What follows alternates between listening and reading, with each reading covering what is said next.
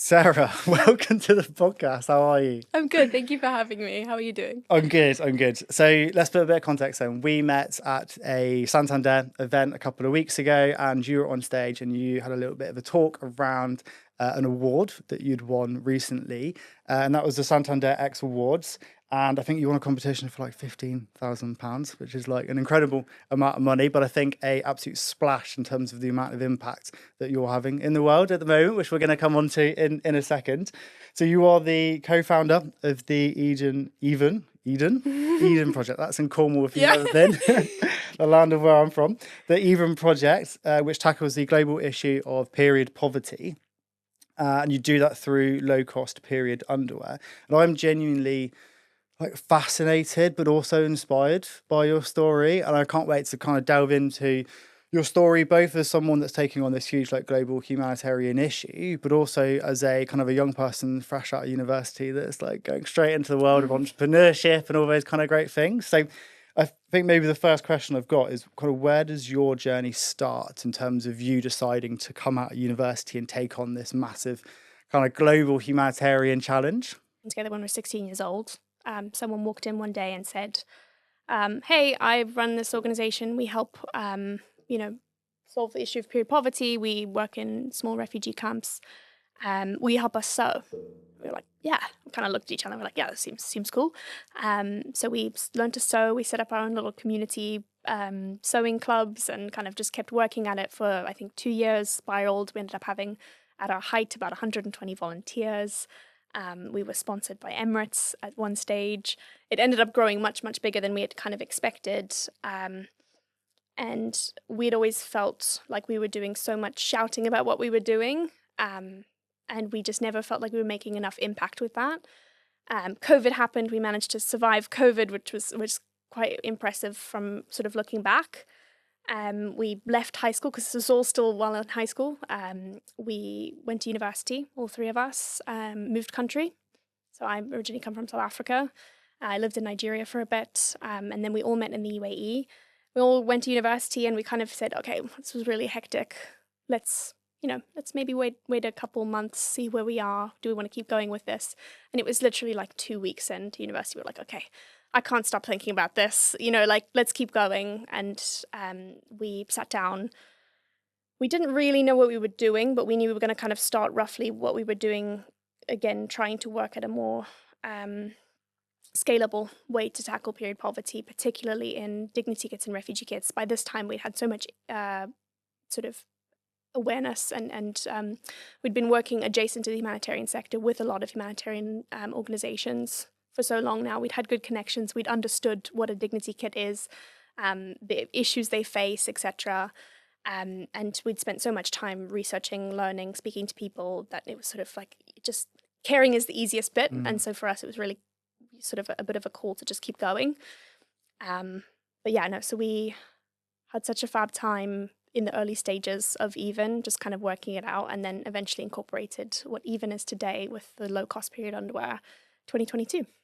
What do people need to know? I'll be honest, the period poverty isn't a subject I thought I'd be talking about on a podcast. And I do acknowledge I'm a white bloke on a podcast talking about things that don't necessarily directly affect me, but I still think it's a really important conversation. And I know we spoke at length last weekend. And I was genuinely fascinated by how much of a problem there is when it comes to period poverty in kind of emerging and developing countries. I suppose just setting some context for the listeners that may be not aware of that either. What do people need to know about period poverty in the world today? Yeah, so I think the first one is that it's not an emerging and developing, it's not an issue that is restricted to emerging and developing markets. It is much, much bigger, much more pervasive. So we think of it as kind of like a bit of a multifaceted. So it has lots of things that cause it, and then multifactorial. It has lots of things that it influences. So very in sort of simple terms, it is the lack of access to sanitary products needed to take care of yourself safely and with dignity. And that can also be things like infrastructure. So lack of access to safely managed water sources to be able to wash hands, sort of change menstrual materials. Sometimes that can also be a safety issue. So in refugee camps, you're at about 80 times elevated risk of sexual assault because loos in sort of centralized latrine facilities at night are so dangerous that you're at a much, much higher risk. So obviously people don't tend to go there, so they end up sort of having that issue. So period poverty can be kind of a little bit more pervasive. In the UK, it exists in the most developed nations in the world, particularly in the US. A lot of university students struggle with period poverty. Same goes for the UK. During the cost of living crisis, it was originally, I think in 2019, we had about 11% period poverty rate. So 1 in 10 girls struggle to access the products needed to take care of themselves safely and with dignity. Over COVID and then cost of living sort of successive crisis, that rose to 21%. So doubled basically. And so, yeah, again, it's not necessarily an issue that is just lack of access to materials. It can also be whether they're unaffordable. So in some cases in the world, you might have regular access to period products. So if you're a Ghanaian woman on the median wage, you'd need to spend about 13% of your entire income on sanitary products. Proportional to my income on the median income in the UK, that's what I spend basically on rent. So you have to pay your rent's worth to pay for sanitary products. Yeah, well, obviously that's completely unexpected. You can't do that, and so you don't. And so you either stay home, you craft improvised materials from things like leaves, toilet paper, old clothing. That's very common in the UK to make toilet paper, sanitary pads. For girls at school who have managed to get to school, don't know what to do. So there's a lot of improvising that goes on. It's a very distracting issue as well, and so that ends up kind of bleeding into, excuse the horrible pun, bleeding into psychosocial health, your mental health. You can it's a bit grotty, but you can think of it like if you've ever been without toilet paper when you really need it. It's a very distracting issue to have. It's a bad day. Yeah, it's a bad day. If you run out It's of a toilet roll. horrid day. And you're sitting there and you're like, I don't know what to do. I've got that thing later on, and what am I going to use? You're looking around your environment, what's suitable? You're going through all these calculating things. Yeah. Maybe you manage to kind of improvise something the whole day. You're not thinking about that. You're thinking, oh, is this, it's a distracting problem to have. And that happens every month for a week. So you're thinking about it when you're not experiencing it as well. Like, I know it's coming. And there's that successive build-up. So it is also a massive psychosocial health and can then also impact your physical health. A lot of girls who make improvised period products from things like, it happens a lot in refugee camps, improvised materials, they end up sort of not drying them outside.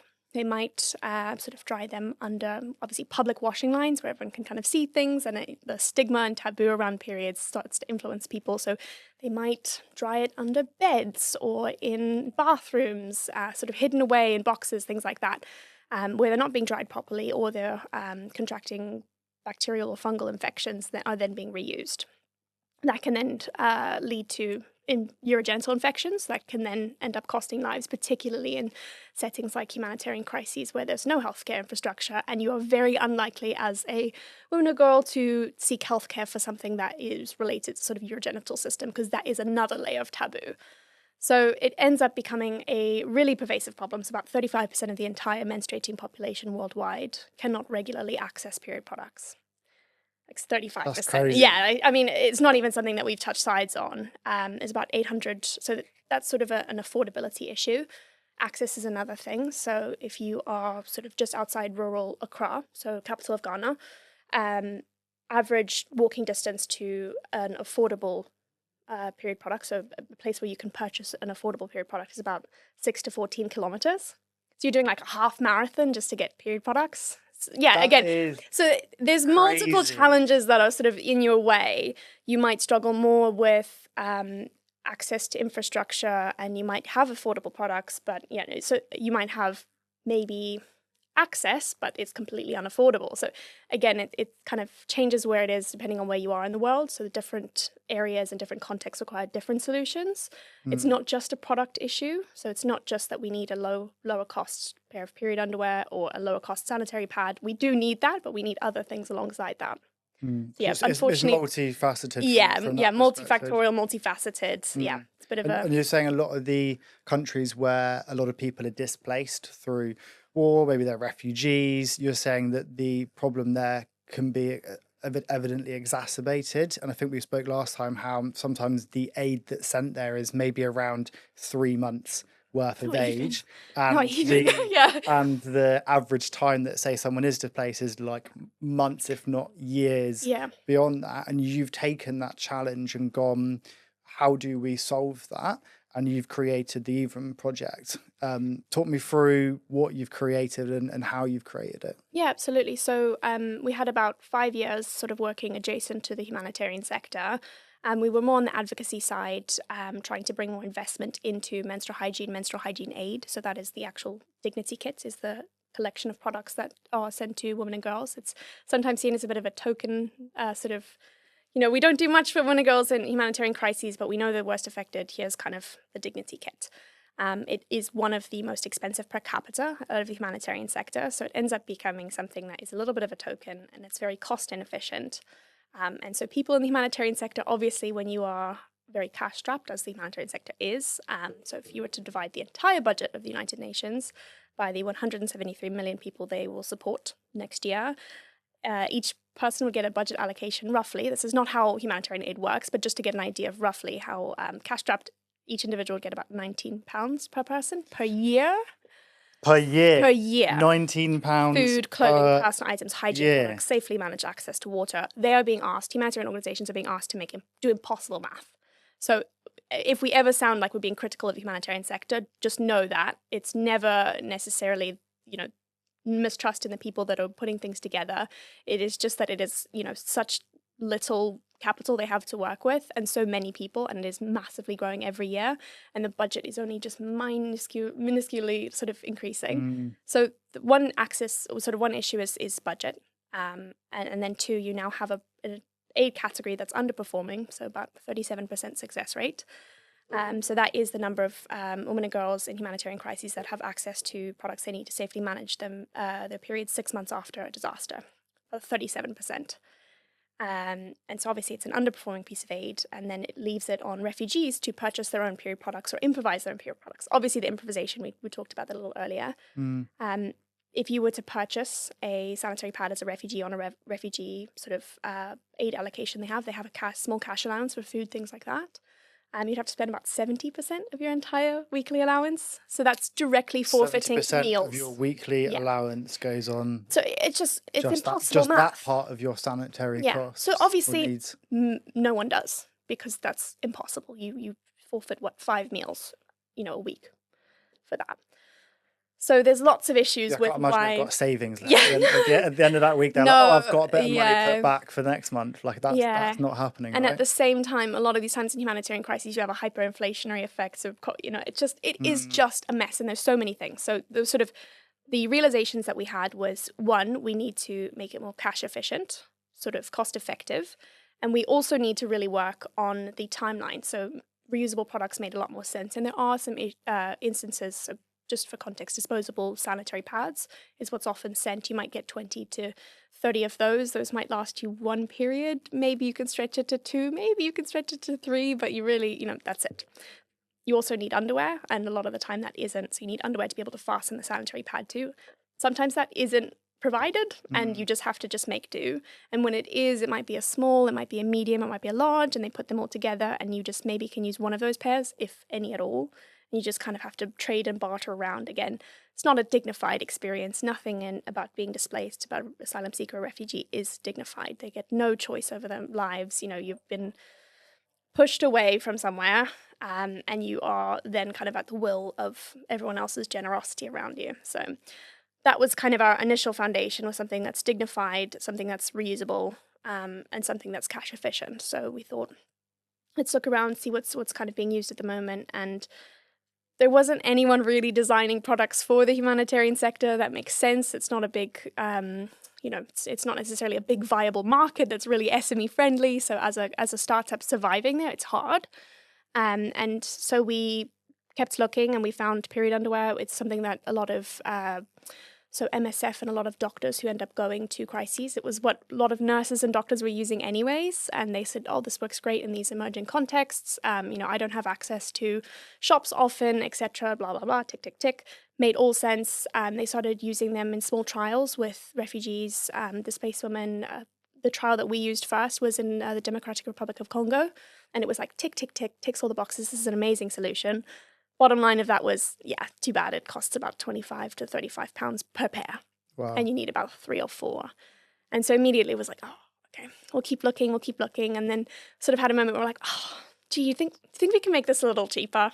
Do you think we can try? And we spent about 2 weeks after that, and we said, okay, do you know what? Let's go for it. And you've got a design background, right? Yeah, so I'm a design engineer by trade. Anushka, one of my co-founders, is a mechanical engineer, and then third co-founder, Rusha, is neuroscience and psychology student. Researcher. God, what combination. I know, but we've been working together since high school, so we knew each other before we had all these degrees, and it's not like necessarily we planned it like, Anushka, you go do that, Sarah goes do it, it was never that. We needed someone in like business management. Yeah, we really needed a lawyer, an accountant. That would have been good. We would have been a way more tactical way to do it, but that's not how we started. And I actually was sort of influenced to go down the path of engineering by our previous work. We were making reusable sanitary products, and I just really enjoyed the design aspect, kind of iterating through. We were making them so they were really sort of low tech, so you could make them without a sewing machine, so that when we're going to contexts where, instead of just giving someone resources that they need, set up a place where they're able to make it a monetizable skill, give them access to sewing machines, connecting them with business acumen, connecting them with sort of industrial waste material sources so that they're able to kind of craft things on their own. That's way more effective than just sort of donating something, which ends up creating a lot more reliance than, resilience, which is what you're really targeting, because period poverty is not the only thing they'll be suffering from. They will not have just that as a challenge. This is like one thing. It's just one thing, and we're very aware of that. And it's never that we want to put this as a put on a pedestal as the issue that will unlock everything else. Period poverty is just a symptom of poverty. That's it. So you've been able to create then this pair of underwear, pants. I think you've got a copy here. Obviously, if you're listening on the podcast, you won't be able to see it, but if you're watching on YouTube, you can see Sarah now holding up a black pair of pants. On a black t-shirt. This isn't really but the actual pair of underwear is the least important thing that we've done. I think the most impactful thing is bringing the cost down. So we've got it to about £4 price point. So taking it from about £25 average price. That's obviously retail price. £25. It's also reusable. Yeah, so it stretchy, lasts about so 5 one years. size fits all. Yeah, so for a humanitarian organisation, we free up about 30% of their personal aid budget. We then also extend that support period for the same cost from about sort of maybe a month, 2 months to 5 years. So obviously you're matching slowly. So average refugees displaced for over 5 to 10 years. So 2 months isn't touching sides. And if we're spending that amount, the idea was to really get it to that same level where the humanitarian organizations from a sort of budget perspective wouldn't even notice the change. It would really be more on the kind of beneficiary side. Also frees up about 11 or sort of saves about 11 kilograms of single-use plastic waste, which is really important in humanitarian settings because there's not often waste management infrastructure. So you're sending kilograms and kilograms of sanitary pads that are very bulky.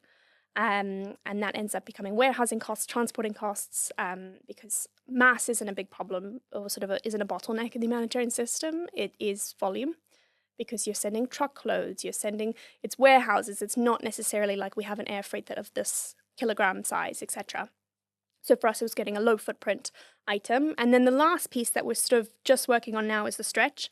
So we've been able to sort of get it to a size where it's about extra small to quadruple XL, and the idea here is that that's ridiculous. No, well, I mean, it? so Like, this that is like, so this you can't is see this, but that's like almost like hand width to arm. it's width about a in meter terms of long stretch. now from a 20 thing. So about 5 times, it can grow about 5 times its size. That is a lot of. So I come from also a material science background, so that was really fun to be able to create.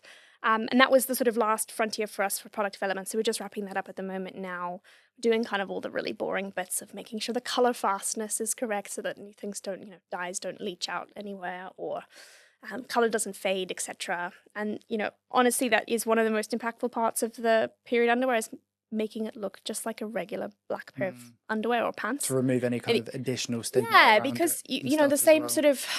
I think a lot of other organizations get this wrong, and it's not for lack of caring or trying or anything. It is just that taboo around the world, in the UK, everywhere, is just rife.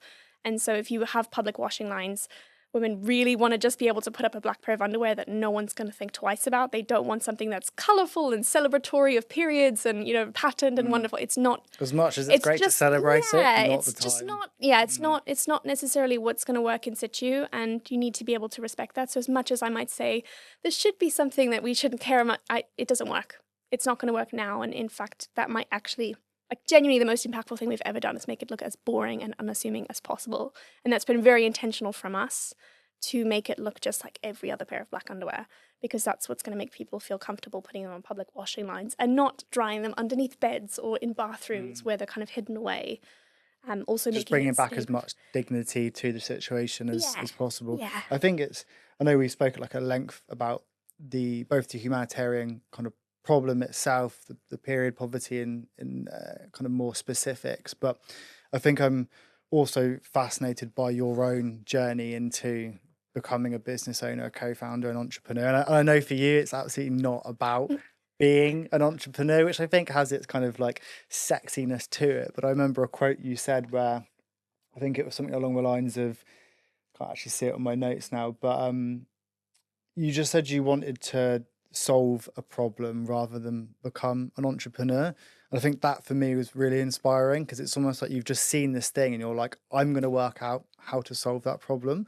What's that journey into becoming quite a young co-founder in today's world? Yeah, so I think we don't really call ourselves, but we sort of more accidental entrepreneurs. It was not, none of us, I think, growing up wanted this. Even when we were working on small projects, the idea was never to spin it out to a business. It was never really that. And I don't know whether it was a lack of ambition or we didn't even know that was possible. I actually have no idea. And even looking back, I probably couldn't answer that. It was more the case where we realized this was an issue of scale. And with scale, we were working sort of more on a charity perspective, where you're kind of bringing in cash and you're doing good work with that. And that just isn't conducive a lot of times to scale. And so we realized we needed to make this market-based. So as much as donating free products is really important in some contexts, particularly humanitarian, where you are stripped of all of your possessions and you need pretty instantly to kind of get back to a baseline level of enough. But in other contexts, really the idea of, so this happens all the time. It happens with food aid. A lot of other social enterprise models, kind of like buy one, give one, don't really work, because you end up flooding sort of local markets with tons and tons of product for free, and you end up cutting out all of their local suppliers, all of the local people being able to sort of make a living off something.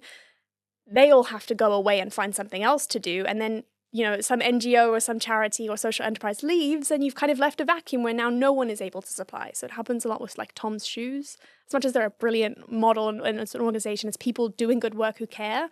Sometimes the actual application of that doesn't work. And so for us, it was always really important to make sure that if we're doing something, it needs to be scalable, one, and two, market-based. And we need to have local suppliers earn more money out of anyone in the puzzle and in the supply chain. They need to be the real earners here, and we need to be able to set that system up and let it go without us. And that was sort of where we landed on, was kind of more of a sort of social enterprise business, but the key thing here was the scalability and the local ownership.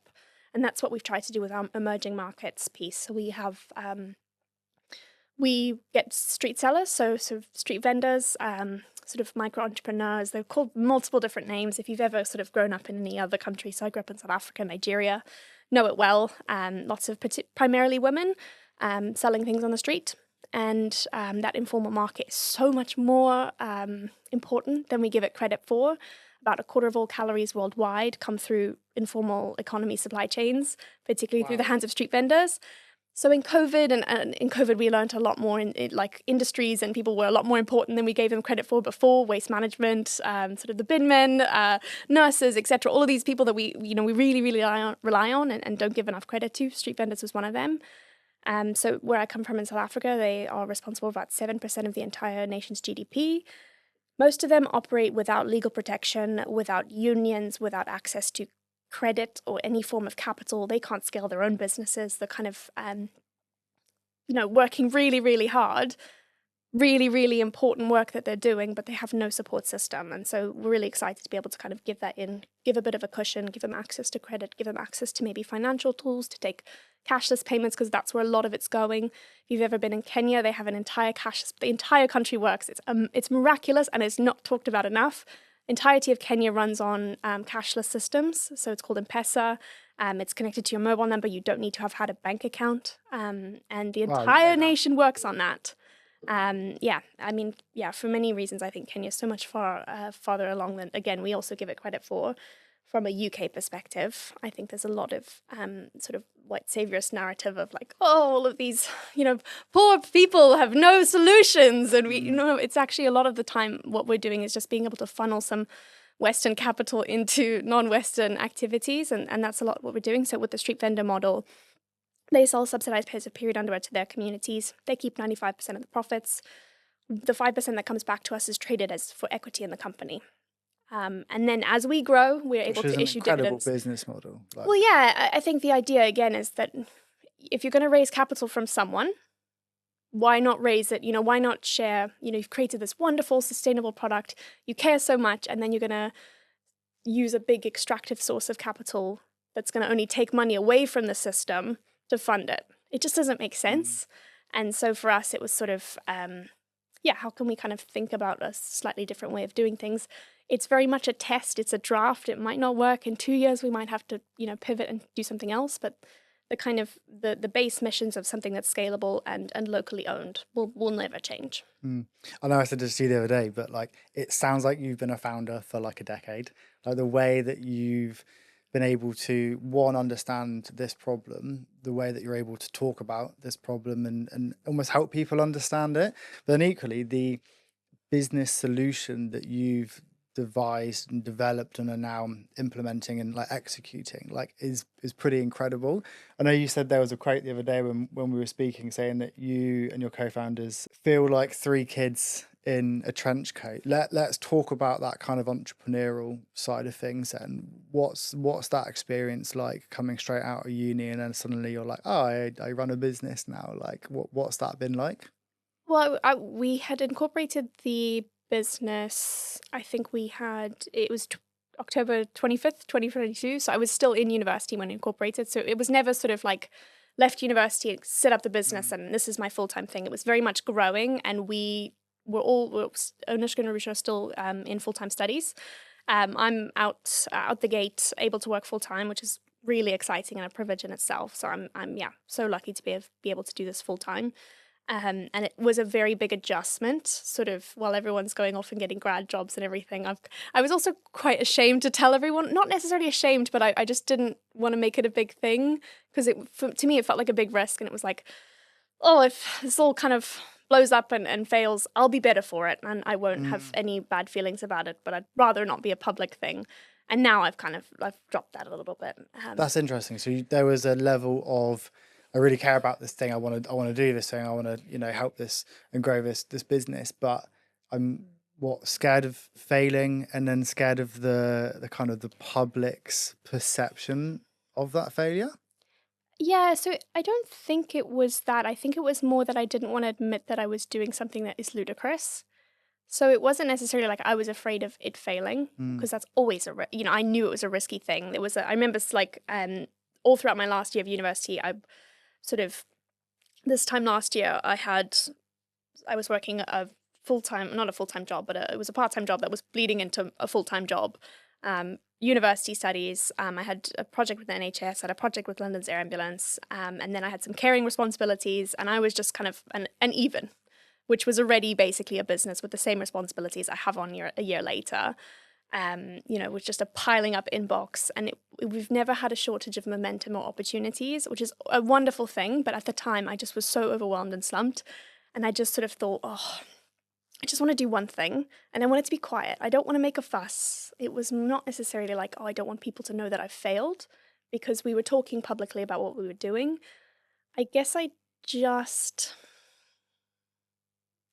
always felt like this weird, I'm not an entrepreneur, that's not what we do. I'm just doing this project and I'm keeping it going, and we still call it a project. all the time instead of a business or a venture. I think I'm slowly growing out of that now, but it was more just that I didn't associate with, or I didn't feel like I associated with the kind of collective, like, I'm starting a business and this is what we're doing. You know, it was never that. The sexiness of like, Yeah, we've never been, it's never been a sexy It's a business. very humble Yeah, we way. don't have VCs lining up the door for low cost period underwear. Like, it's never been that. Yeah, and I guess some of that is just embracing that you are different, and everyone, you know, everyone's business is kind of quirky and weird in its own way. And I think a lot of the time it just felt a bit like an experiment, and it still feels. Yeah, and I think that's also a very helpful perspective to have for us, because when you get that rejection, you get the no, or you realize something's not working, it's like, okay, cool, next. Okay, wait, but what if we change that? And you sort of have that kind of more iterative perspective rather than this is a big thing, and if it doesn't, and if we launch and we don't get this many people, it's never that. And so that's quite helpful. But also, I think I don't lean in enough to, I'm an entrepreneur. Like, I just never, I've always kind of felt a bit shy about that.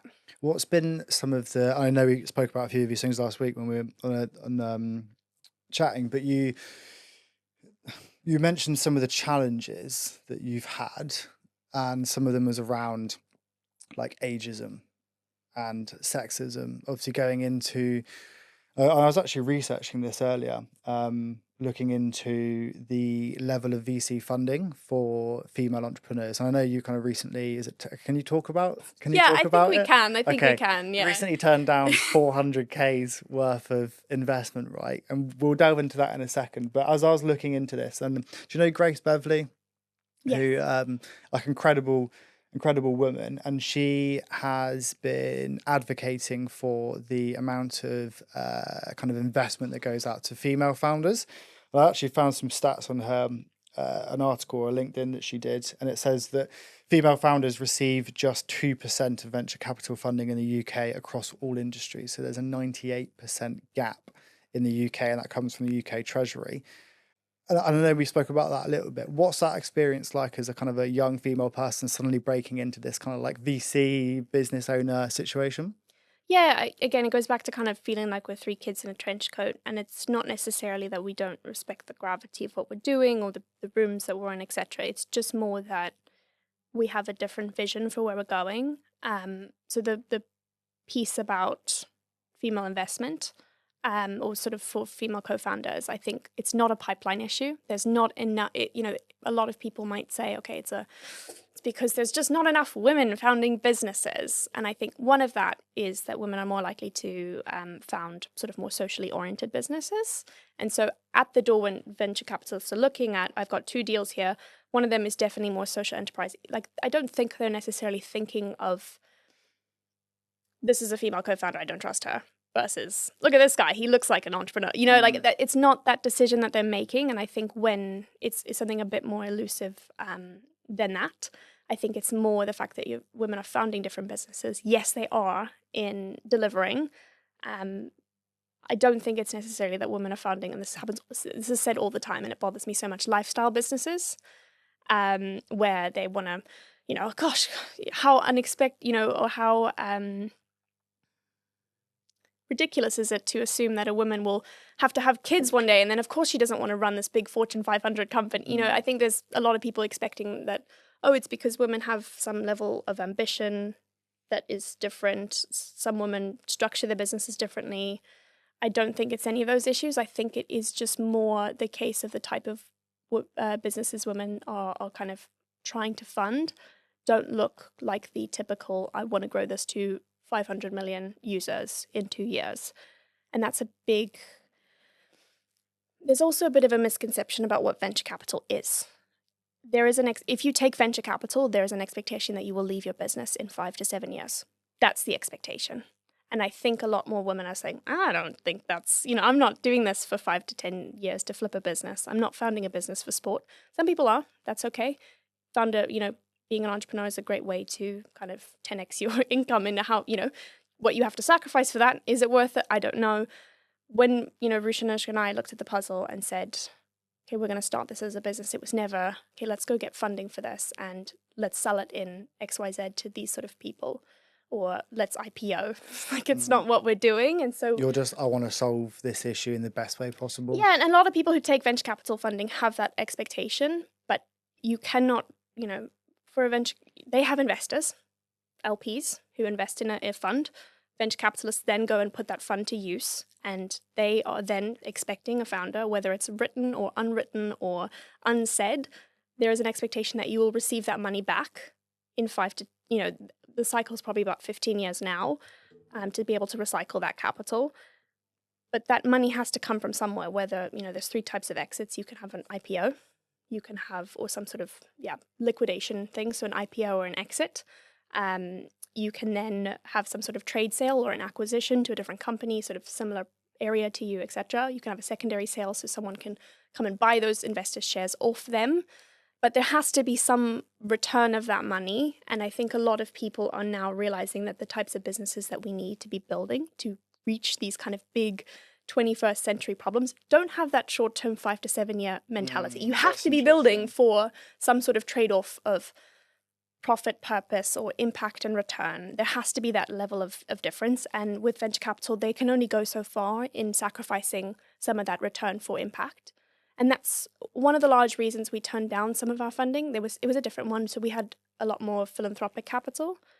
So there was some investment deals that were a 0% interest loan, which is a very rare thing to get. And we're very lucky to have that offered to us. So that is basically someone gives you an amount of money and you give it back. With a venture capital firm, you might be looking for they're probably going to be wanting you to have like a 10x return. So you give back 10 times the money that you were given. Which again doesn't necessarily or doesn't always align to those more impactful, whether it's social humanitarianism, like those types of companies don't usually follow the same trajectory from a revenue and earnings perspective as say like a tech company that delivers food to your door type thing. But a tech company can be impactful, and a lot of people kind of feel like more money, more impact, larger business, more impact, etc. But I think the key thing that I would stress anyone having, sort of sitting on the other side of a venture capital deal, would stress, okay, have I got a business model that not only takes sort of the time it takes to get to my first to my 10th, that amount of time is going to be shortened when I get from my 10th to my 100th customer. But okay, that might make sense because, the way kind of growth works, it happens once and then all of a sudden, and that people might say, okay, I'm on the cusp of a business that can grow exponentially. But is that same rule of that distance is going to get shorter and shorter from your millionth customer to your 10 millionth customer to your billionth customer to your 10 billion, it's 10 billion, that's not that many people, I recognize that, but that is what exponential growth is. Yeah. And if you're looking at a problem like we are, yes, scale is really important, but are we going to be able to be growing at that rate to have some form of 5x return, 6x return? No. Do we want that? No, because we've built this nice, big, sustainable product. Why would we use an extractive model to kind of get that? I will also stress the investment deals that we had. They were all unsolicited offers. So we didn't go and pitch to a bunch of venture capitalists. They gave us all their deals and we were like, actually, never mind. It was a different thing where we had kind of had offers. Thanks. This was fun. No, it was they sort of landed in our lap and we kind of entertained them for a while thinking, okay, are we going to do this? And ultimately, I think we realized that we were still working on the fundamentals that cash can't solve. So cash can disguise some issues and make it look like you've solved something in a way that works, but I think they can't fix it. So if you've got a business model that doesn't work, or if we haven't really got the impact right, if we haven't actually figured out how to get to the right kind of people in place before you start to scale things. Yeah, and we wanted to sort of wait to bring on capital when we had a kind of a closer idea of we just need to turn on the tap for this. Whereas I think we're still in that experimentation phase where capital would kind of distract, and then would also bring someone on board who, and they can tell us all the right things on all of the calls that we've had with loads of the interested investors. They can tell us all the right things. No, we don't want to, we're happy to wait 10, 25, years. We're happy to never exit. They can tell us all those things, but it's a different thing when you receive the kind of term sheet and there are different clauses about exits and you're kind of reading through the nitty gritty. It's a different thing to kind of, when you're speaking to someone and someone says, yeah, I believe in the mission, I want to fund it. It's a different thing when you receive kind of terms and you actually work through what does this look like for us in the next couple of years. And ultimately, I think we'll probably revisit conversations next year, if at all. We're going to try bootstrap. So bootstrap, just bring on capital, deploy it, bring on capital, deploy it. It's risky, but ultimately, I think we're really excited to just keep It's more beating it out in the controlled though, weeds. isn't it? It's, Yeah, it is, it's you get riskier in some sense. You've got less capital, but the growth is more controlled. You and your vision is more controlled and yeah, protected, rather than bringing in external people that are going to have additional pressures, expectations, and all those maybe things. they're unsaid as well. You know, Mm. but they are someone who is sitting there trying to commercialize what you're doing. And so we had received an offer to sort of purchase Even's IP pretty early on. It is valuable to a commercial company who has launched period underwear. It's a massive growth, particularly in the UK. I think it's something like 40% of British women under 35 say they want to change to period underwear in the next couple of years. It's great for loads of usability reasons, etc. There's millions of people doing period underwear in commercial settings, kind of at that 25 to 30 pound price point. And for someone to bring that cost of goods down, which is our kind of main IP, to bring that cost of goods down, it's really valuable to them because obviously they can have their existing customer supply, or customer base, and they can kind of just literally make more profit from the existing work. So it's a valuable thing for them. And, you know, we thought, oh, actually, this may be a great way to fund what we do, is to license out the tech. And then we kind of had those conversations, and you get, you know, initially sounds like a great idea, but when you really get to the nitty gritty of the decision, it's sort of like someone's, you know, they kind of were like, oh, we'll purchase the tech, we'll license it back to you so you can play around in the humanitarian sector. You know, and you're kind of like, oh, I actually don't think this person's on board. And yeah, so ultimately for us, it was sort of, we knew there was commercial viability for it. And when you're having those conversations with investors, you are required to disclose that. And as soon as people heard that we had an acquisition offer in, it was sort of like, oh. And so for many reasons, it was quite easy for us to get investment, because regardless the fact that we're three very young founders working in a very difficult, you know, humanitarian settings, emerging markets, they are not kind to SMEs. They are not, you know, we're working on a sort of a new product. We've had to develop it from scratch. You know, for many reasons, it's a difficult business to run. But as soon as people sort of heard there's a lot of commercial viability there and that we could sell it for like a, you know, ridiculous price point of like 30, 40 pounds, it was immediately like, oh, okay. And so then we can't entirely be sure that people are coming on for the right reasons. And this is no sort of slander to the people who were on board. We'll probably reignite convershations in a year's time, maybe. You know, they were good. Yeah, so it's nothing to do with the actual investors that were interested. A lot of them were maybe angels, a lot of them kind of coming from family foundations who were interested in the mission, and I absolutely believe that they are. It was just not the right time for us, and we wanted to be really, really sure we were protecting from mission drift. So mission drift's the idea of like when you start something, you found it with this amazing idea, and you kind of just get swept along. And a lot of that happens when you take on venture capital, because naturally you have someone who's like, oh, maybe you should do this, maybe you should do that, or I've seen this business go wrong in the past, you should do this, and you slowly start moving away. And that's what we wanted to protect against. I think, you know, like the companies in our space, you know, Procter & Gamble, Johnson & Johnson, Kimberly & Clark, these are like the largest consumer products brands. The goal is not to get that big, because it's clearly not solved the issue. And I think when people were trying to convince us more money equals more impact, I think we just kind of sat there and we're like, I just don't think we're convinced. And so, yeah, we'll keep fighting it out for the weeds in a couple more years, keep bootstrapping. It's been really fun. I'm really sort of energized. It was a really helpful thing to do. Negotiation's so scary. Like it was a nice thing to be able to experience, and it was a good and fast learning curve. So I definitely picked up things that I'll kind of take on for years now. It was very intimidating, very intimidating, because negotiation is just something that no one can teach you. You just have to kind of do it a couple times. But definitely happy that we had that experience. It was a bit distracting because it takes up a lot of your time to be able to kind of synthesize and sit on the financial model and kind of work everything out. And they were all different deal structures, so it wasn't necessarily like a straight equity Some of them were loan notes, convertible, redeemable equity, all of these like fun structures that you kind of, I quite like learning about all of the financial side. It's something that I've never had a background in, but it's been fun to kind of be swept away. I really love P&Ls. I love financial models. People are listening now. Yeah, they have no idea what any of that is. But it's good if you can learn to love the things that you have to do anyways. It's such a win.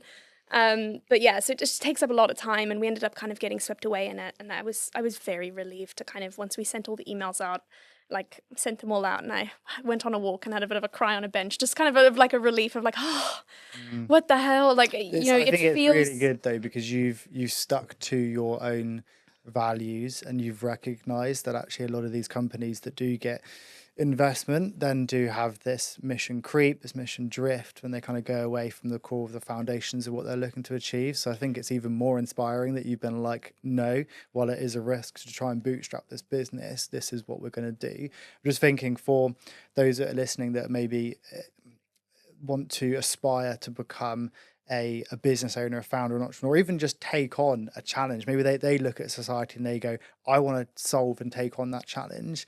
What advice would you have to them?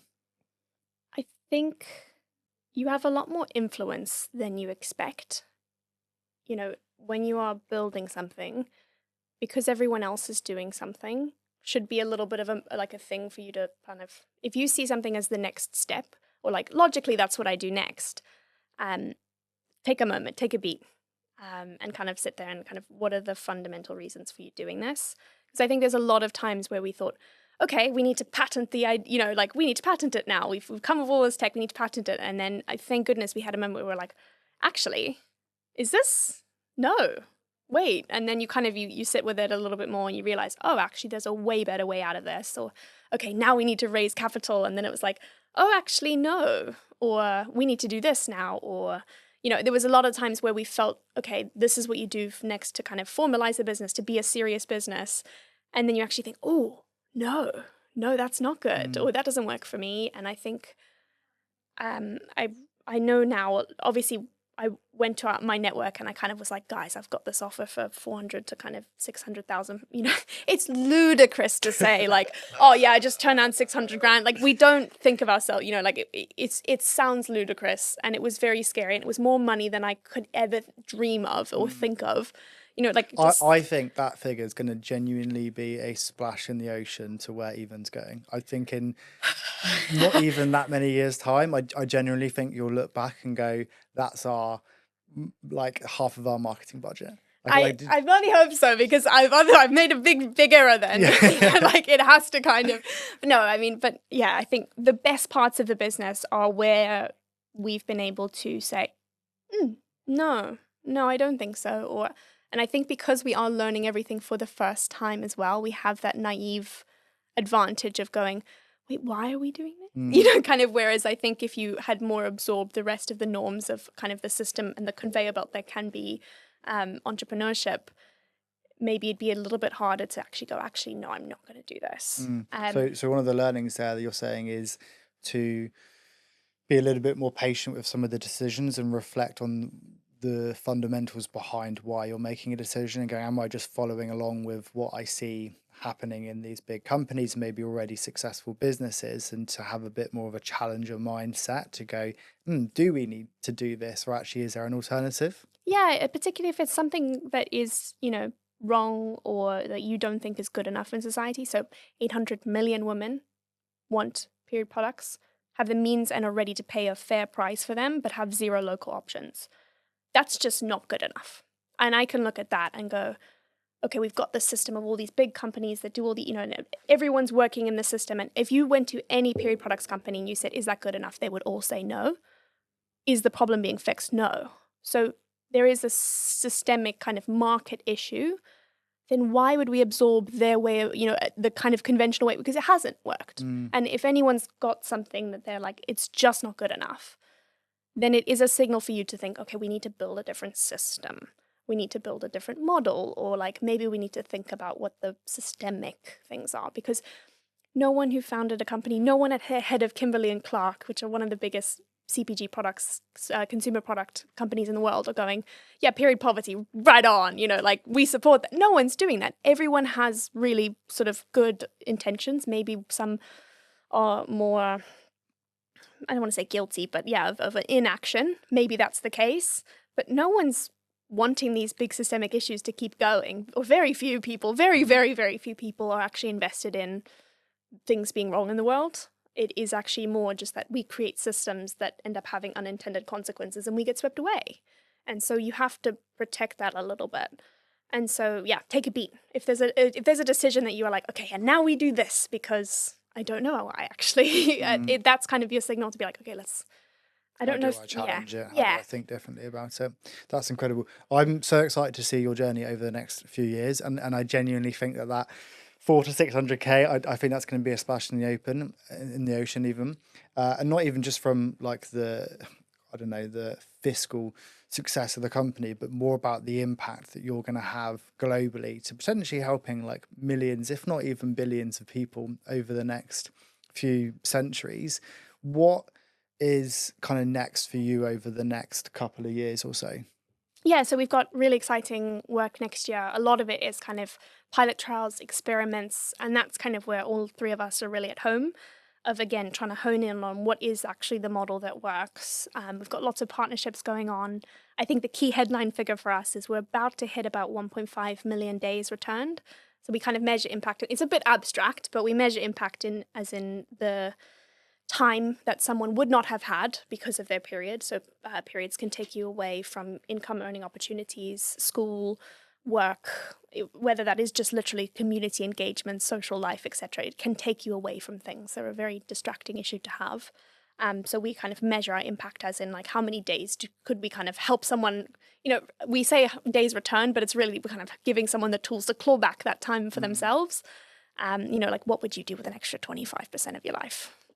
That's a hell of a lot of time. That shouldn't even be a question. Yeah, That's crazy. Yeah. So that is kind of how we measure impact. It's very abstract, and I find myself having to find better ways to explain it. But it makes sense in house for us. So we're about 1.5 million days, and then I think by the end of the year, I'm hoping that we can get that to somewhere around 2.6, which is like something like 3,000 years. Or maybe check that.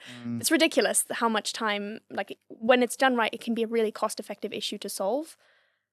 So yeah, that's what's really exciting for us. We've got our first pilot trial, and we've got successive pilot trials after that. First one is in a refugee camp in Greece, which is really exciting. They've been so good to us, the organisation there. I mean, they basically, last November, the camp manager said, period products are too expensive. Sorry.